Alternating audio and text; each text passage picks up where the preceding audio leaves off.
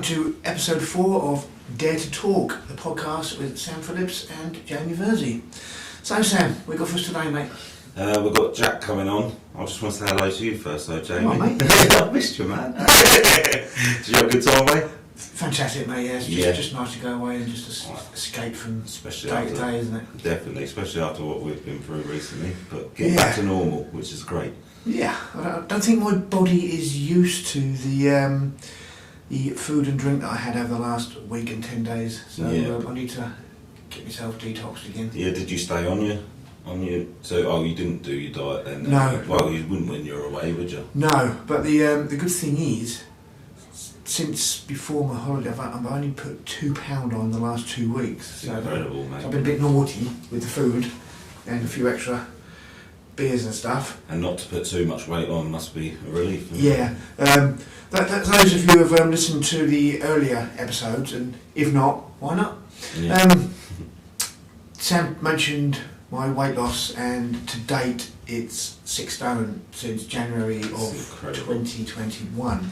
But since November, I've plateaued. I've just stayed the same. Yeah. Because I haven't been doing any exercise, but I'm not putting any weight on. I think what that is as well is when you've got a lot of weight to lose to start with, you're going to lose a lot more. Definitely. And that's when a lot of people get disheartened. I said to you before, didn't I? Don't get too disheartened when I'm you start not. staying there. I say the fact that now we're kicking into March and I'm maintaining my weight for 3.5 months. Yes, I know that once that weather gets a little bit better, when I get back out doing me 70-80 miles a week on my bike, then the other 2 stone that I want to get rid of will go. Easy, mate. Yeah. Easy work. You've done really well. Yeah. Today's show, we've got Jack coming on. I haven't told you anything about him. No, you haven't. No. It's all secret. He's come down and done the dip a number of times now. He's getting really into it. He's got an incredible story. I'll let him tell you more. I'll just tell you briefly. I want to get this right, but he'll tell you more. He's doing fundraising at the minute for the Heart Foundation in memory of his dad.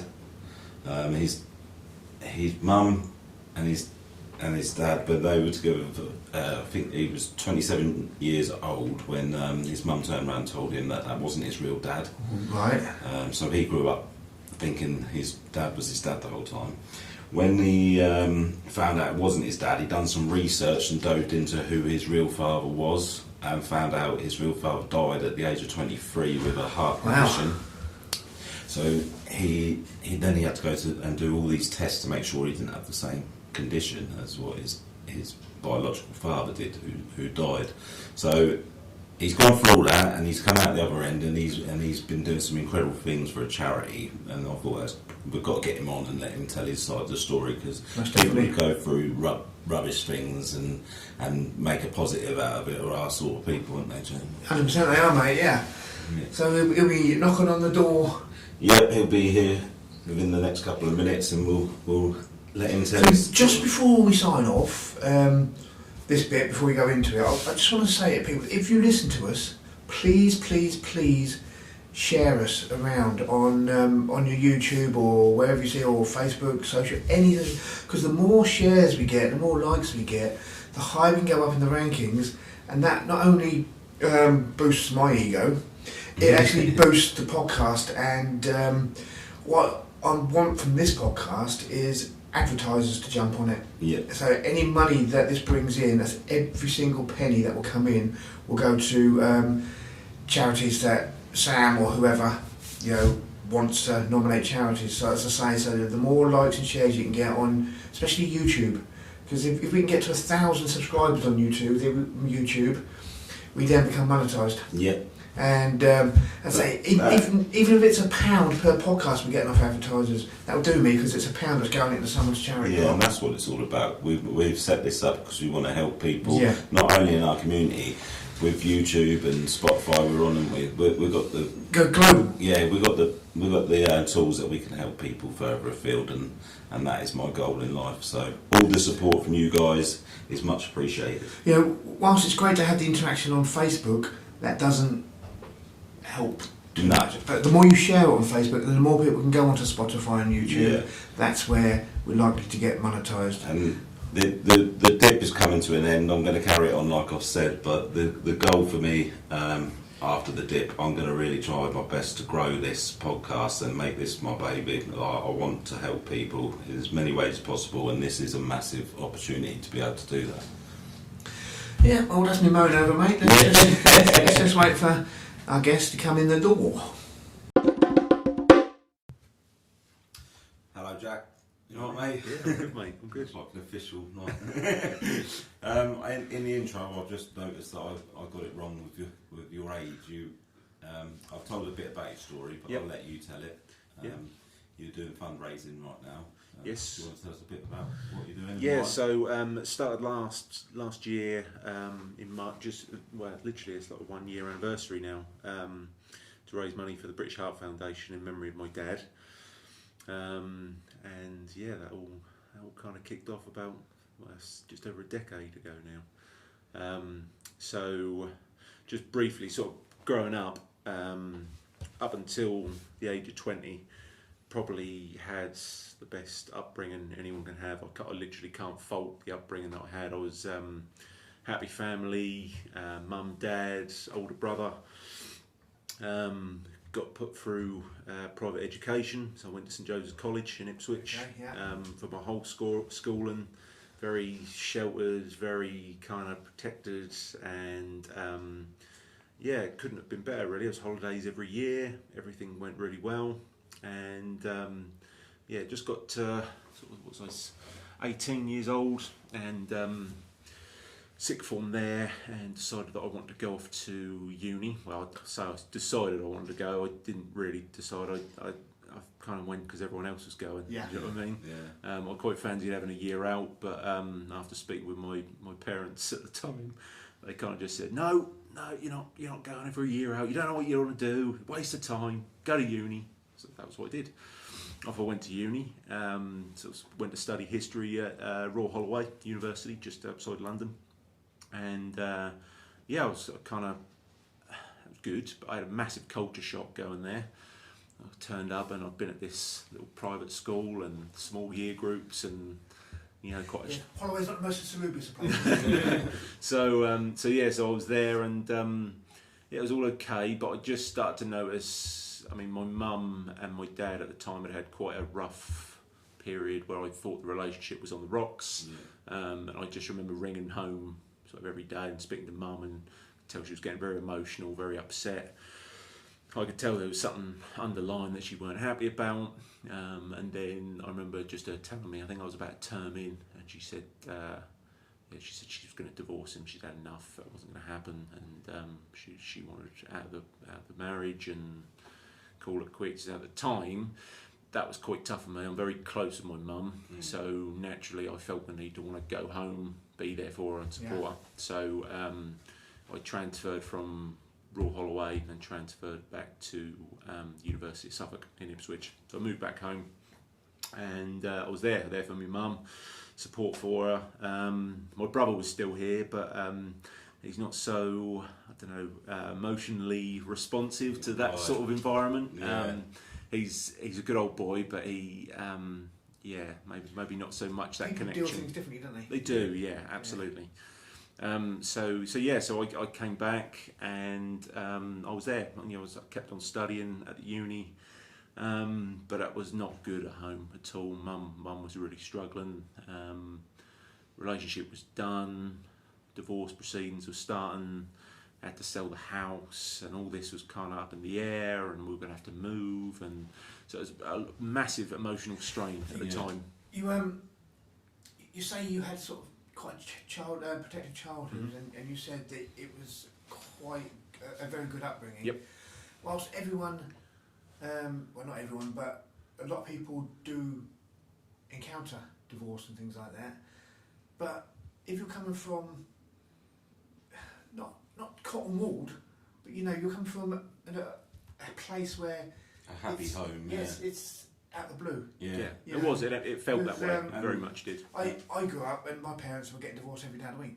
Yeah. So it was when they finally did. It was just no surprise to anything. Right. But if you've gone from total idyllic and it was to overnight, then I suppose in some we're not it's not a competition. No. But if you weigh it up against, yeah, I get exactly what you're saying. In different scenarios, like your parents Yeah. argued a lot, whereas yours wouldn't. So it would have been different.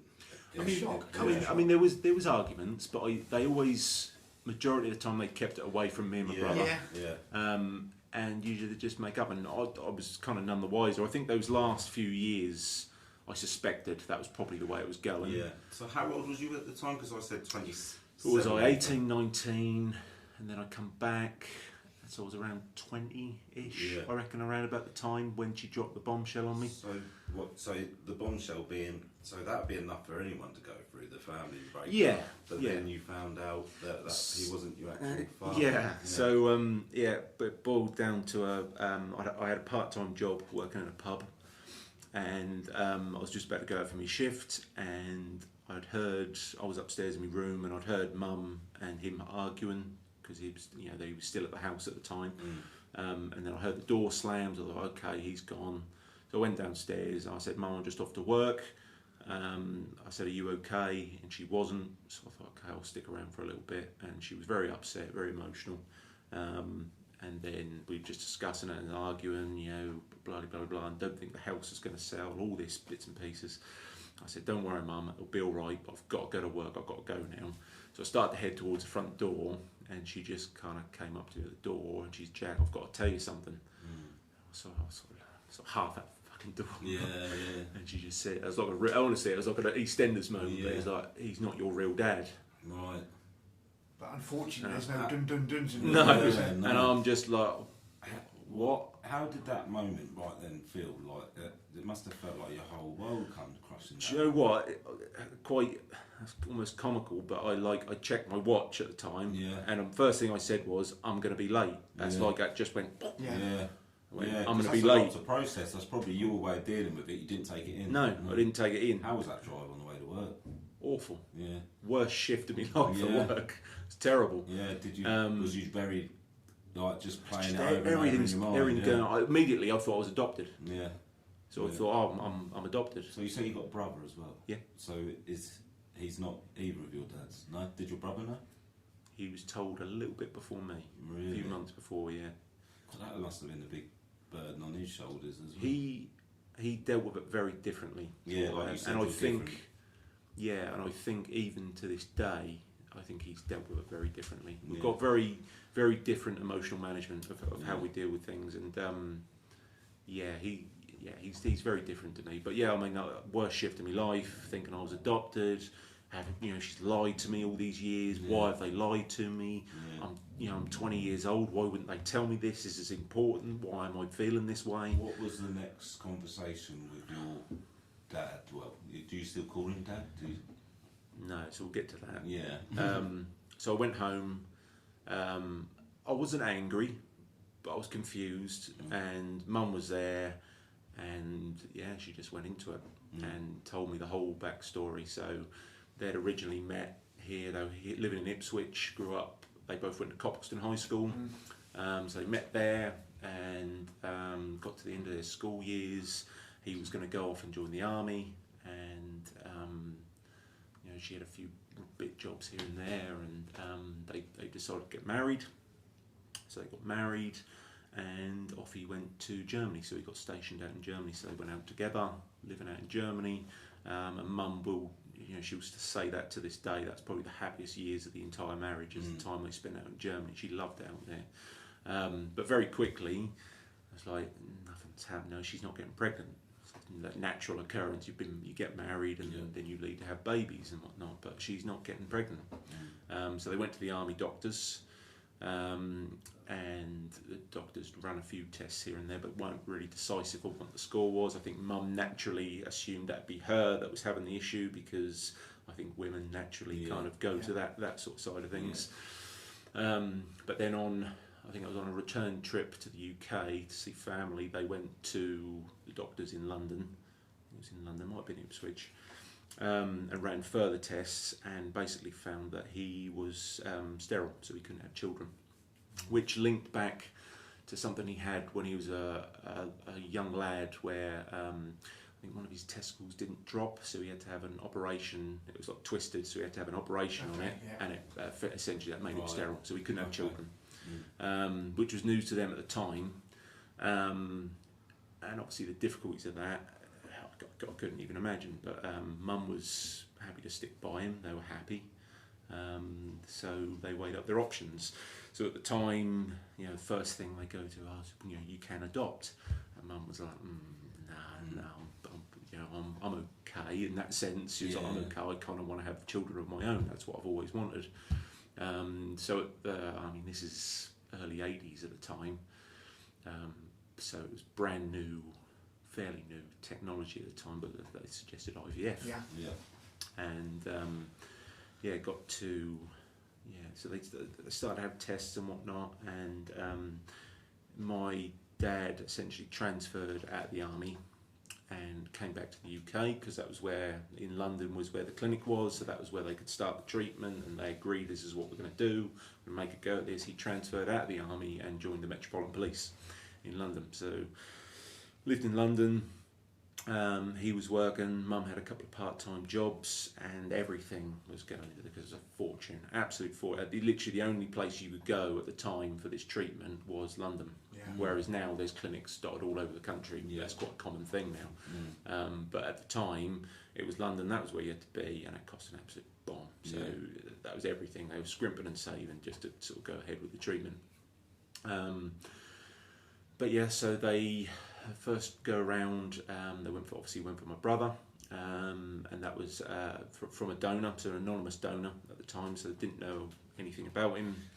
So how old is your brother compared to you? He's 4 years older. Right, so you haven't got the same No, obviously. Would you want to head, Sam? So that's another little link that got made in this conversation that I had, so coming back to a conversation I'd had with my mum on return from my shift at work, the worst shift of my life.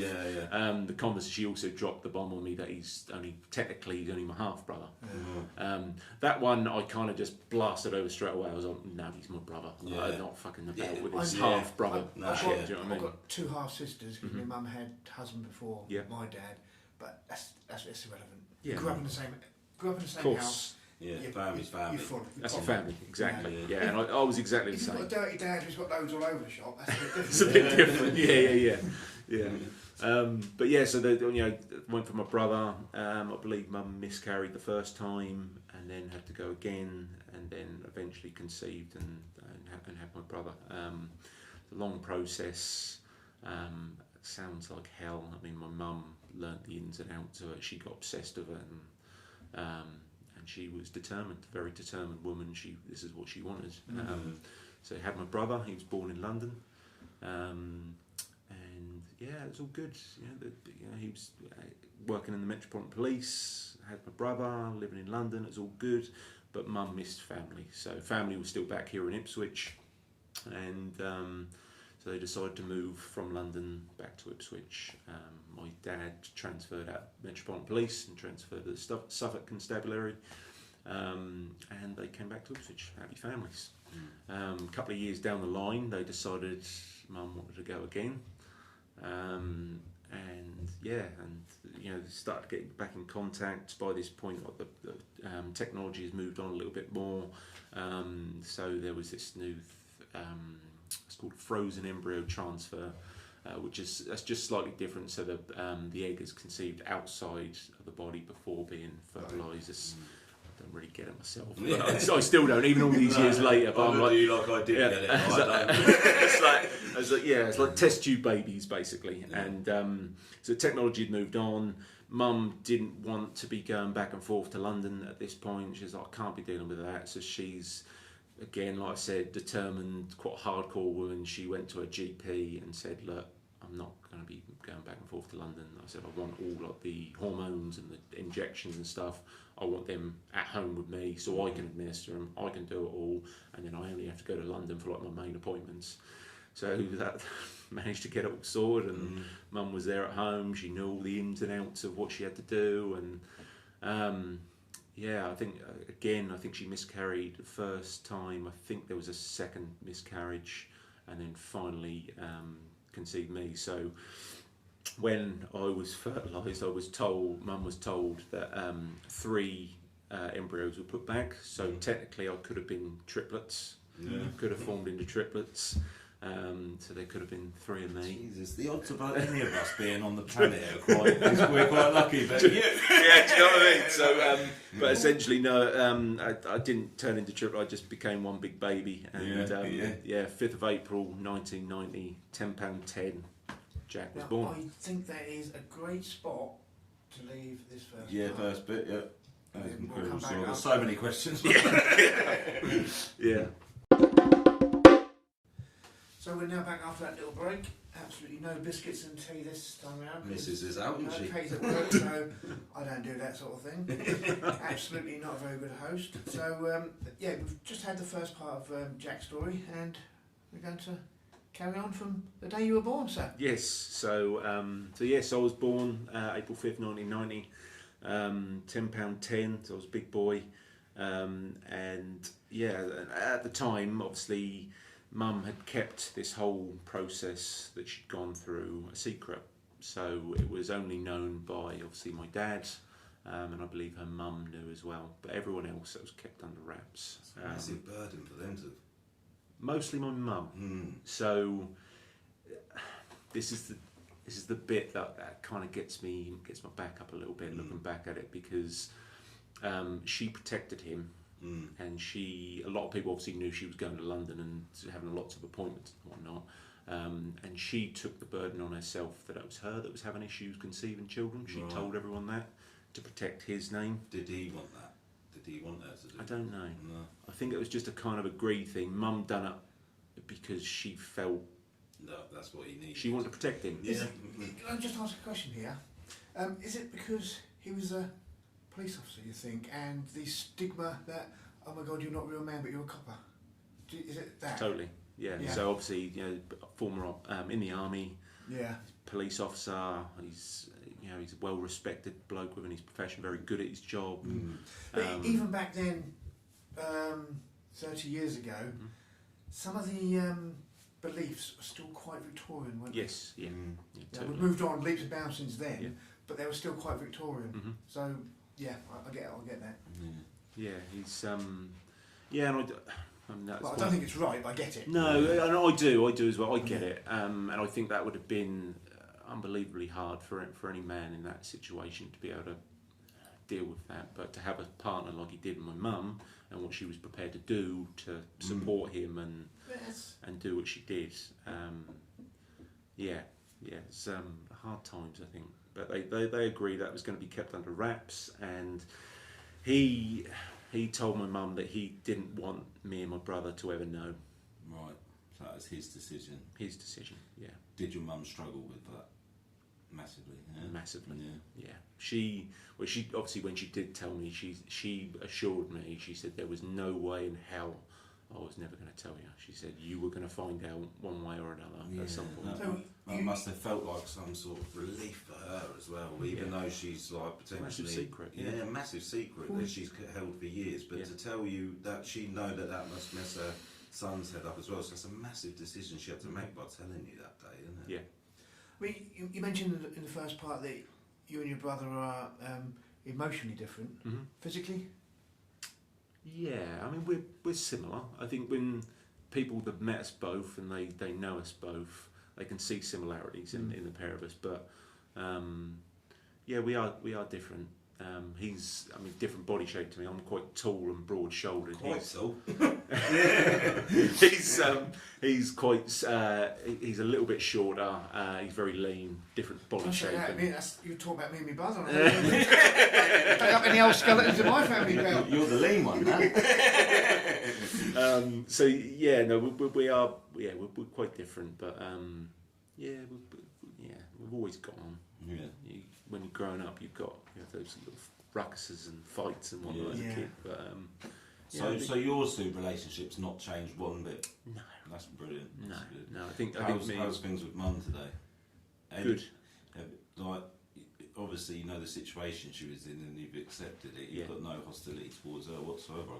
I think when she broke down the story and told me what the score was and how it went down, if anything, that made my love for her even Yeah. stronger. I thought, Yeah, wow, right. She's basically dedicated her whole life to Yeah. have me and my brother, Yeah. raise us in the manner that she did, and Yeah. gave us So everything. if anything, you've got even more respect Yeah, for your mum. 100%. Yeah. She's an amazing woman, and you know, I've got nothing but a total love for that Well, woman. see, She's we're all sat amazing. around here with three males sat around here, and we're not tempting to question any females want to have a child, because that's, I don't want to sound Victorian, but that's the purpose. It's not it's not the sole purpose, but you know what I mean. Yeah. The women are the childbearers, and to actually want one and they can't have one, you know, my wife and I, we struggled. Yeah. And we couldn't, one reason or another. That's why you walk through my house and we've got animals everywhere, you know. Yeah. But now I'm more blasé about it, but she's not. And I think that is the difference. I think between male and I think so. female, isn't it? Yeah. Because it's their natural instinct to childbear. And Yeah. ours isn't. They're probably more attuned to it emotionally than we are. Yeah. Yeah, I think so. What's happened to the relationship, if you don't mind me asking? If I ask anything like you don't want to answer, just say shut up. No, trust me. Yeah. I mean, what I do Yeah, now I for a need to living, know- I and need to know the end of it. how I've grown from that point. Yeah.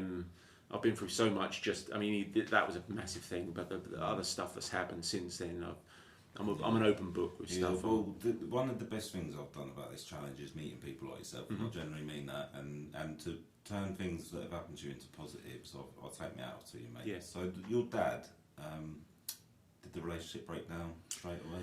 So, obviously Mum had told me, and she told my brother, but she wanted us to not tell him or speak to him. She wanted to be the first one to let him know that she had told us. Yeah. Unfortunately, at the time, a lot of arguing, and that led to him leaving the house. So he was no longer at the house. He'd moved on and gone wherever he'd had to live, and obviously the divorce proceedings started. So I still saw him a couple of times, but nothing was ever covered. That was more just like a day out, and we'd go out and go to the pub, or we'd go out into town or something like that. But it was all just more about kind of what I was doing, uni, and just being dad, son sort of stuff. Yeah. I wanted to tell him, I wanted to speak to him about it, but out of respect for my mum, I chose not to. Yeah. Anyway, as the divorce started going along, he got quite... Did that give you a taste of how your mum must have felt for years then? Yeah, that's probably... Totally. Yeah. Yeah. The divorce got quite nasty.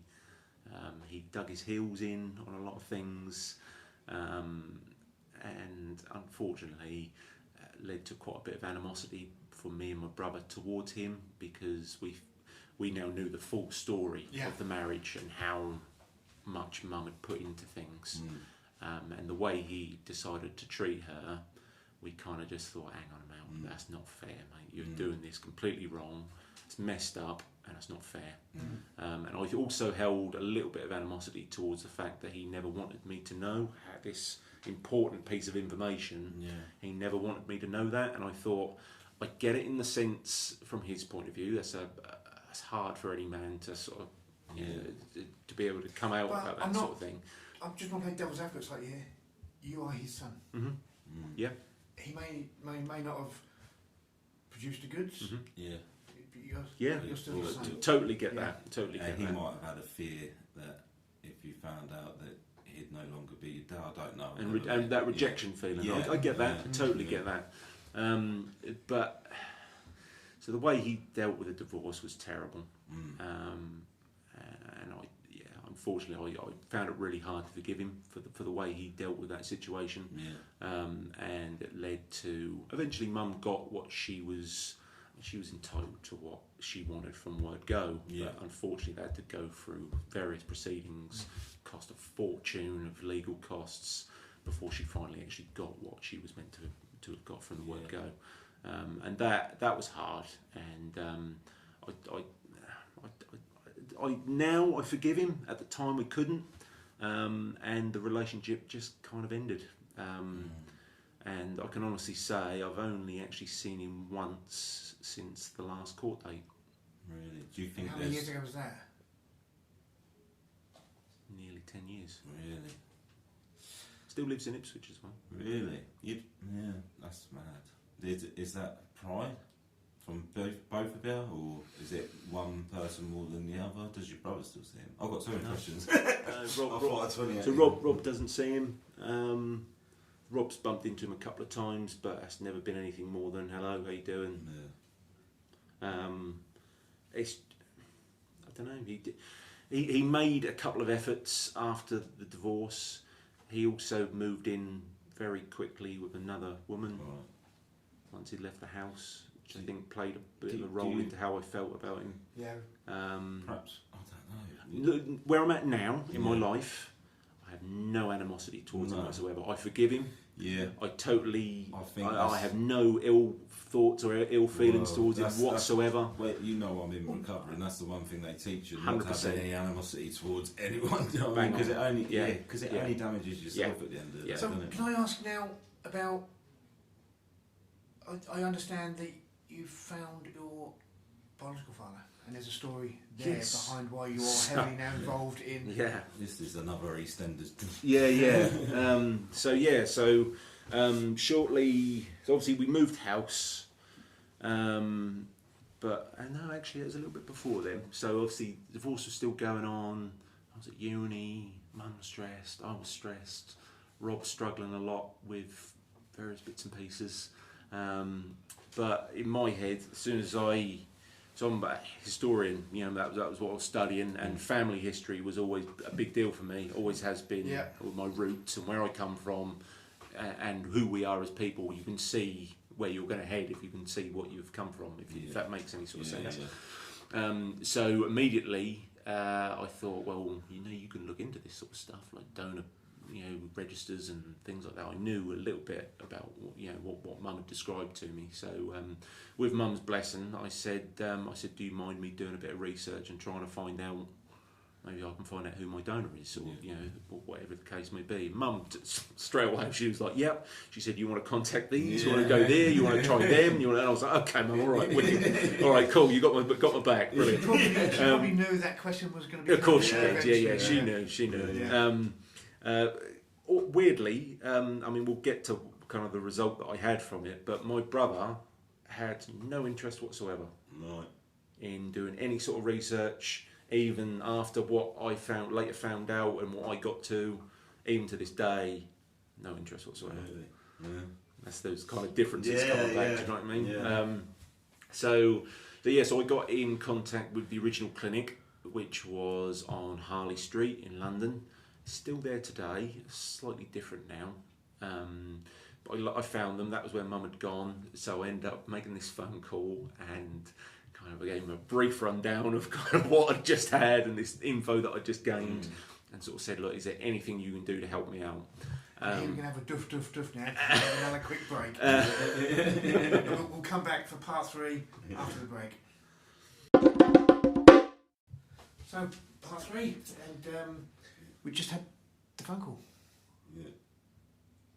Yes, so, right, yeah, sorry, just need to, Sorry, I'm making this like episode of EastEnders now, and I should have. So I called this clinic on Harley Street and asked them, look, can you give me anything? And luckily, I think fortunately on that day, I managed to speak to a very lovely receptionist who initially sort of told me, look, unfortunately, due to the year that you were conceived, the laws are very different back then around donors and their anonymity. So the fact that you weren't allowed to find out any info on them. I think Mum had been told at the time that he was a medical student and that he was, I think, living or working in London. That was all she knew. Right. That's all she knew from the donor. But because of 89 was obviously when I was conceived. Law was essentially I had no right to find out who they were. Right, yeah. Well, it's a good job you did, because we found out. He had a dodgy ticket, didn't he? Yes, So at the time I felt like I'd hit a brick wall, but then she quickly pointed me in the direction of a charity organisation called Donor Link, Right. who done a little bit more Googling, found out they would basically a charity organisation who would linked with King's College London and were doing DNA matching with donors and donor-conceived children. Okay. So I got on the telephone to them. I said, look, this is my situation. Can you help me out? So they said, yes, of course we can. I said they can come, came around the house, done DNA swabs of the mouth, and off they went to the lab. And they said to me at the time, I'll never forget it, they said, look, we have a very low success rate because essentially you need two people to come together to be able to make that match. So unless there was like any other siblings or sort of half siblings out there who'd come forward and got onto their database, or my donor had come forward and given their DNA, there's no match that could be made. But I was quite happy in the fact that I'd done my bit, I'd put my DNA in, and I was like, done, good, I've done my bit, and if anything comes up, awesome, but otherwise I'm doing my best. So off they went, said don't expect to hear from us, but we'll let you know if anything comes up. So back I went to me regular life, back to uni, cracking on, support mum at home, and then I think it was about a month later, telephone call at the house, and mum answered the phone, and I could just tell by like how she was talking on the phone, I was like, that's Donor Link she's talking to there. So I sat there eating my dinner, and I had her hang the phone up. She come through and she said, Jag, that was Donor Link on the phone. She said, I've got some news for you. I was like, okay. And she said, they've found your dad. Oh, that's got goosebumps. No, I did. She said, they've found your dad, but unfortunately he's no longer with us. She said, but his parents are still alive and they're dying to meet you. Oh man. So I had this immediate emotional feelings of like, they I found got him. emotional when you just said that. So Amazing, amazing they found him, but he's died. He's not. Why has he died? What's happened? Why? And then this grandparents they want to meet me, amazing, but there's massive mix of emotions, and massive bombshell. But Donor Link organised kind of an intermediary, so I forget her name, she's a lovely lady, but she went and saw sort of my biological dad's parents, gathered a bit of information from them, and then came and saw me and my mum and done the same, and kind of shared a bit of info then. So so I found out the basics that he'd, at the time he was a medical student, he was living in London and trained in London, and he wanted to be a surgeon, and he'd gone to the donor clinic just for a bit of extra cash. He was a student, needed a bit of extra money, and that was it. That's what they call fate, mate. Yeah, exactly. And then unfortunately one fateful day he'd returned home, and my grandma Jeanette had said that he'd come home, and she sort of visibly, she thought he looked tired, a little bit worn out, but she thought nothing of it. She thought he's studying hard, he's a student, staying up late each night, she's probably just a bit worn out. He went upstairs and said he was going to jump in the shower. Jeanette left the house to go get, I think she was making a cake, she wanted to go get some more ingredients. On coming back to the house, she heard like the shower was still going upstairs, and she was a bit concerned as well. It's been a long time. She went up, knocked on the door, no answer. Got a little bit worried. Sort of started yelling, no answer. Didn't know what the hell to do. Couldn't get through the door. So she ran next door. Got the next door neighbour who happened to be a doctor, which was quite lucky in those circumstances. Ran back down. He booted the door in, and unfortunately, my dad was there on the floor, unconscious. It looked like he'd either fallen out of the shower, or it looked like he was about getting out of the shower and he'd collapsed on the floor. He started to do CPR, my nan rang the ambulance, and at the time he said that he said there was a faint pulse still there. So the ambulance turned up, loaded him in the back of the ambulance, rushed him off to hospital, but en route to hospital he was declared dead. How old was he, did you say? 23. 23. Ouch. Yeah. So this was kind of explained to me in a brief format with this intermediary from Donor Link. Explained a little bit about Jeanette and Terry, my grandparents, and yeah, massive impact. So after that, you had to get all sorts of tests done, didn't you? Yeah, so that led on to sort of exchange of telephone numbers and email addresses. So my mum started contacting Jeanette, and a few little messages back and forth. And then there was the day when she started sending pictures of my dad through by email to my mum, and my mum calling me into the conservatory at the back of the house and saying, "Jack, got to see this, got to see this." And I just remember looking at the laptop screen, and I was like, "Shit, like that's me." Like I was literally looking at me. I was like, "Wow." Your dad and granddad, that must be so nice but surreal in a way as well. Do they say you look like him as well? Then that must be. Do you have a relationship with them? Yeah, so obviously through emails here and there, and then eventually that led to us organising to go and see them. Yeah. So organised to go and see them. They live just outside London, and I'll never forget it. Me and my mum drove down and pulled up to this house. I got out the door, walked up to the front door. I think I knocked. It was probably like one knock, and then the door flew open, and this little lady just appeared, and like I've actually got tears. literally, thick London accent, and she just threw her arms around me and just welcomed me in, like I was just part of the family. Yeah. What a gift for her! And it was unbelievable. After just everything she's been through with her son, what a gift that is for her. Yeah. I cried wife swap. So had this incredible day and met Jeanette and Terry, and it was unbelievable. Just this incredible meeting, and saw lots more pictures, and spoke about him and his life and what he was into and sort of person that he was, and unbelievable, absolutely unbelievable. I think you did get to meet him without meeting him. Really. Yeah, and I think that was a really. You found the answers you were searching for. Yeah, that was tough, because it was like this. I thought I was so close, but that's difficult. At least I got some. You got something out of it. Yes, yeah, so totally. Didn't quite get the prize you was after. Yeah.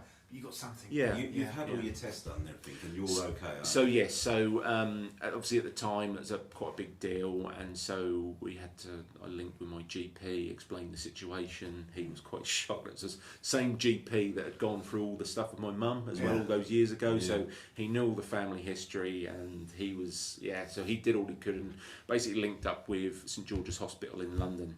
And this is where the story gets a little bit spooky. So around about this time, we also found out that the time that I'd given my DNA into Donor Link was around about the same time that Jeanette and Terry had given my dad's DNA into the charity as well. So this is the science side of things. I don't get how they done it, but my dad's lab coat, obviously my nan and granddad had kept a lot of his clothes and bits and pieces, and they used the collar of his lab coat to get his DNA, which was then matched with mine, and it was all around about the same time. Wow. And I asked my nan why she'd done it at that time. She said she'd been holding off for so long, but she got this weird urge of just wanting to. That's the universe working in a mysterious way. Yeah, that kind of spookiness. I mean, whether people want to read into that or not, but there's something to that. There's definitely something to that. No such thing as a coincidence. Yeah. Yeah. So we linked up with St George's Hospital, and we organised to go and meet a doctor there by the name of Professor Cam, who is he was at the time he was the lead of their cardiac investigations, linked with sort of family history of heart conditions and whatnot. This meeting was quite unbelievable in the sense that you had my nan, me, and my mum, and Professor Cam just so happened to be the exact same doctor that performed the pathology on my dad 20 odd years before. Yeah. He's coming out like an episode of a TV series. So it was so ridiculous, and looking back now, I think that is so silly. That whole meeting, how it all come together. But yeah, so from that point, my nan even kept all the pathology reports about my dad, so it's completely unexplained. That's sudden arrhythmia, or basically a cardiac arrest. No explanation to it. The pathology deemed all they could find from the heart was that was slightly enlarged. But my dad liked to train a lot. He was a swimmer and running, and so there was nothing in it. They said It's just that one of them Perfect fluke medicine. things. yeah, my nan and granddad are quite convinced that. So I think the year prior they'd been away on holiday, and my dad Jason had he'd caught like a virus or something and got really run down and wiped him out. And my granddad's quite convinced that either caused some sort of scarring or some issue with his heart, which then led on. So, Jason, your father, more than one deposit? Is there any chance? So that's always the wonder. I do know he went more than one time. Yeah. So yeah, there's always that potential. Not at this point. There's been no one come forward, but somebody somewhere down the line might hear this and think, hang about. hang about. I fancy a bit of this. Yeah, That'll be a great episode 2 of this. Pop it in and your Christmas card. Yeah, exactly. Yeah. And I think that's part of the reason why I've been so open about the story. Well, it took me a little while, so bear in mind this was like when I was 21, 22. Yeah. It's taken me a few years before I felt the confidence and the I'm glad you willingness have, to come because that's a forward. fantastic story, and I think people will get help from that in so many different ways. Yeah. Not just the story, just the bravery and everything. I'll take my hat off to you, man. That was a roller coaster. You told me briefly about it, but obviously we haven't had time to talk all about it and to know more about it. There was a couple of bits that people listening to this will probably think, he's gone quiet. There was a reason. Yeah. There was a reason. Yeah. It was difficult to talk. Yeah. And that's how, that's for me. Yeah. So what we're going to do now, just wrap up this section, and then we'll come back and Finish the Sam will meeting take off, over and talk about the mental health aspect of Yeah. it. Cool, man. Jack, what an incredible story, man. I could talk to you all night about it, but unfortunately we're running out of time. I just want, you don't go through all that without it affecting your mental health. Obviously, did it affect you badly, and how have you coped with it, and what advice would you give to others? Yeah, so obviously following that meeting that I had with Professor Cam at St George's, that led to me undergoing a whole heap of tests. I was back and forth to London at the start with my mum. My mum was coming with me because she had a lot of concern around it, but I was back and forth to London every couple of weeks for various tests, blood tests, MRIs, scans, echo scans, stress tests. They stuck me on a treadmill a bunch of times under monitors and 24-hour tapes and all this. And at the same time, I'm carrying on with uni. So I ended up striking up a deal with my tutor at uni and said, look, I've got all this and this going on. Look, if you send me the work and I meet all the deadlines, like I'm probably going to miss a few lectures, but if you send me notes and whatnot, please don't kick me off the course. Yeah. I'm willing to do it. And as long as I meet the deadlines, I said, can we agree to that? And he did. So, and I'll always give him credit for that. Yeah. But yeah, and I'll never forget, it was hard times travelling back and forth to London. I remember sat on the tube with my laptop writing up assignments and then going to the hospital and sat in these waiting rooms, which it's a heart department, so generally the majority of the people there for these tests are all the older generation, and then there's me sat there as like a 22, 23-year-old lad who's at the time I'd probably let myself go a little bit, but that all linked in with my mental health struggles that happened at the time. So, what mental health struggles were there? So, I think very quickly I had this massive impact of me I just thought, I'm going to have this heart condition. I'm going to have a heart condition, and I'm going to drop down dead. So it caused health anxiety? Massively, yeah. And it led to me feeling I had to really get a grip of my own mortality, and I struggled for a long period of time. I put on loads of weight. I kind of isolated myself. I didn't have a lot of friends. I wasn't socialising. No chance of me having a girlfriend at the time. Do you know what I mean? No fucking chance. I've become very introverted, which I had been for a lot of my childhood, but prior to that, I got to a point where I was being a little bit more open with things, and I was not good. I really slumped, very depressed, Yeah, not a very, very dark time. How did you get yourself out of it? Are you out of it fully? No. And I've had a few. I got to a good place. So at the time, I'd say it took a massive dip, and increasingly depressed, and I wanted to take a bit of control, because I felt I'd lost control of my. Well, when I was going to die, I thought, that's going to happen like this. I could just drop down dead like my dad, and this kind of thought process was going through my head, and I thought, well, I'm not happy with that. How can I take control of that? Well, I can just kill myself. Yeah.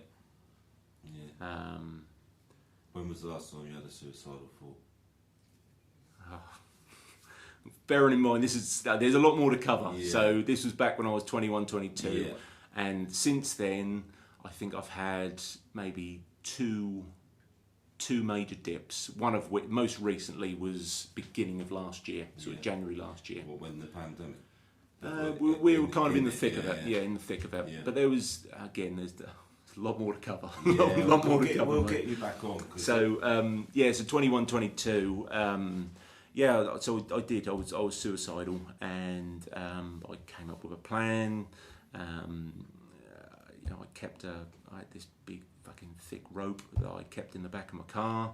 I had a spot that I was going to go to, and I was kind of building myself up to it.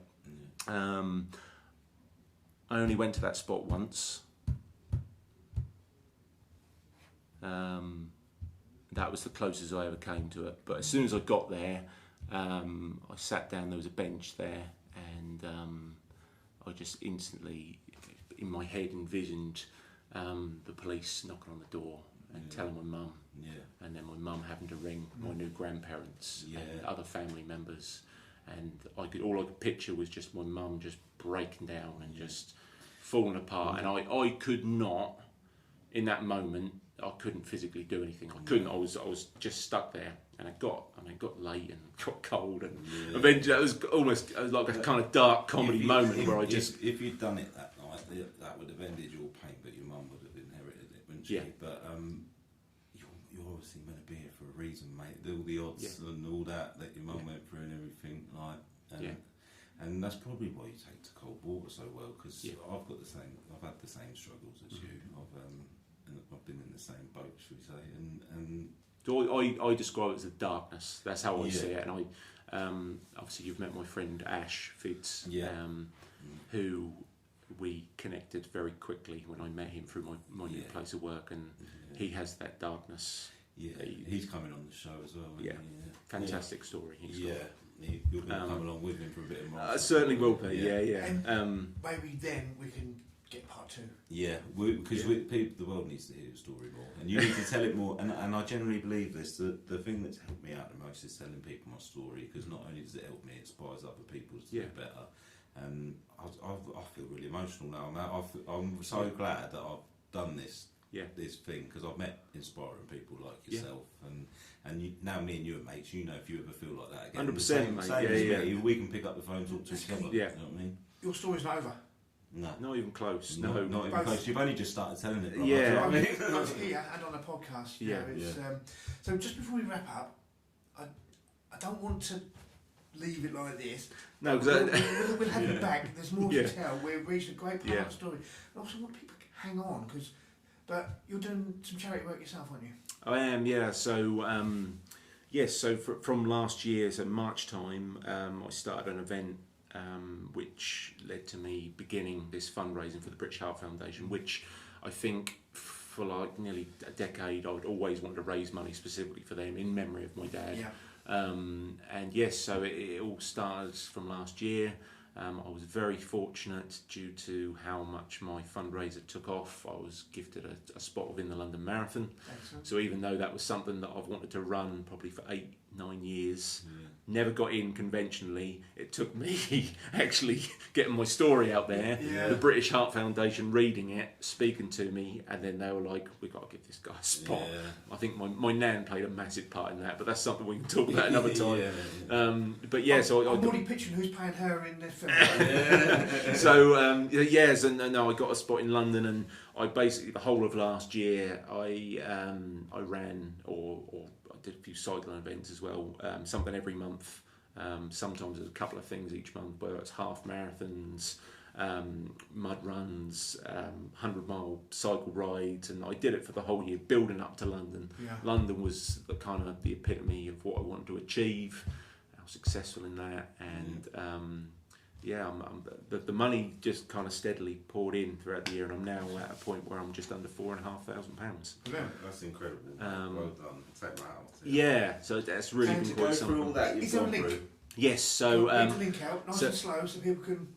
So there's a link on my Instagram page. So my Instagram is Jackie Boy Shep. That's JACKYBOYSHEP.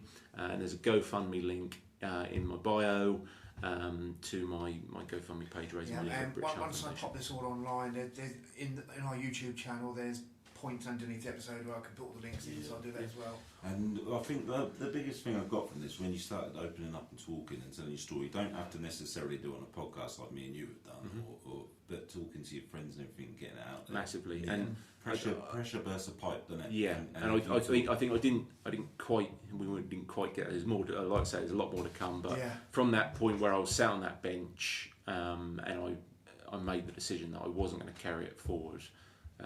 That unfolded into that was a turning point, massive turning point. Yeah. I knew the importance of talking to people, and for me personally, the importance of my fitness and my own health. Because this was never intended to be a two-parter. No. But yeah, the story exactly needs a second part. It definitely does. So the very inspirational. that bench is the turning point. Yeah. And then when you come back and see us, we can add the rest of the story. Yeah, definitely. Jack, thank you so much for giving us your time. Yeah. And we're going to get back. Are you coming in the course. water tomorrow? Not tomorrow. I'll be back Friday. All right. On here, mate. Yeah. Lovely. Nice one. Thank you stuff. so much. Yes, Cool. thanks for coming round. No problem.